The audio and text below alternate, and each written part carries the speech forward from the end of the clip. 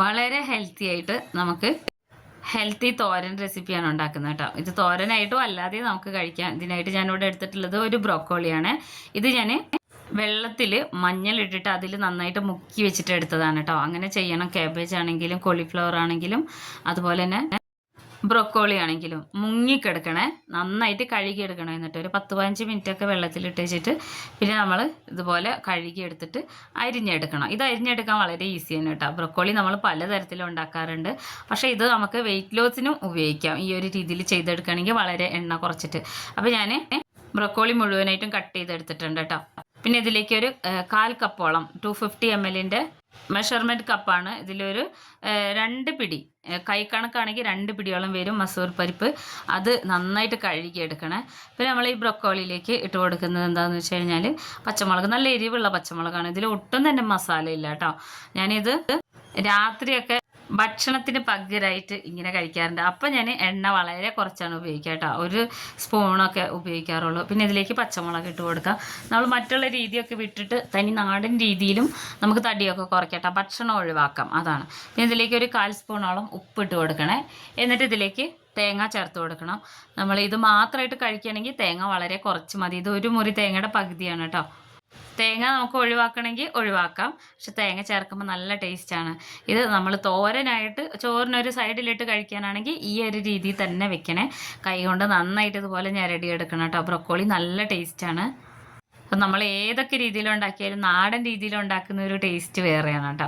അപ്പോൾ നന്നായിട്ട് കൈകൊണ്ട് ഞെരടി എടുത്തിട്ടുണ്ട്. പിന്നെ ഇതിലേക്ക് കുറച്ച് വെള്ളം മാത്രം ഒന്നിങ്ങനെ തളിച്ച് കൊടുക്കുക. അപ്പോൾ എൻ്റെ കയ്യിലുള്ള ആ മസാലയൊക്കെ ഉണ്ടല്ലോ, തേങ്ങയൊക്കെ, അതൊക്കെ അതിലേക്ക് പോകും. 2 കൈ വെള്ളം, ആ കൈ വെള്ളയിൽ കിട്ടുന്ന വെള്ളം അത്രയേ ഉള്ളൂ. അപ്പോൾ ഇതിൻ്റെ ആവിയിൽ തന്നെ ഇത് വെന്ത് കിട്ടും.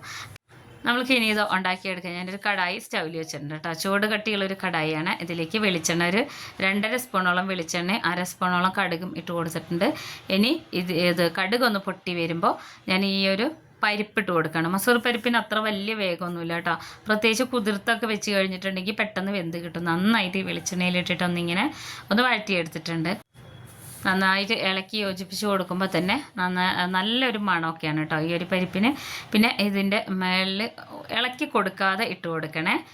നമ്മൾ നേരത്തെ എടുത്ത് വെച്ചിട്ടുണ്ടായിരുന്ന ബ്രൊക്കോളി, അപ്പോൾ അത് ഇതിൻ്റെ മേളിലിട്ട് കൊടുക്കുമ്പോൾ കുറച്ച് വെള്ളം കൂടെ നമ്മളിതിൽ ഒഴിച്ച് കൊടുക്കുന്നുണ്ട്. വെള്ളമെന്ന് വെച്ച് കഴിഞ്ഞാൽ ഈ ഒരു പരിപ്പും ബ്രൊക്കോളിയും വേഗം പാകത്തിനാണ് കേട്ടോ. നമ്മുടെ ഈ പാത്രം ഒന്ന് ചുഴറ്റിയിട്ട് ഒഴിച്ചു കൊടുക്കുന്ന വെള്ളമാണ്. കൂടുതൽ വെള്ളമൊന്നും ഒഴിച്ചു കൊടുക്കരുത്, വളരെ കുറച്ച് മാത്രം.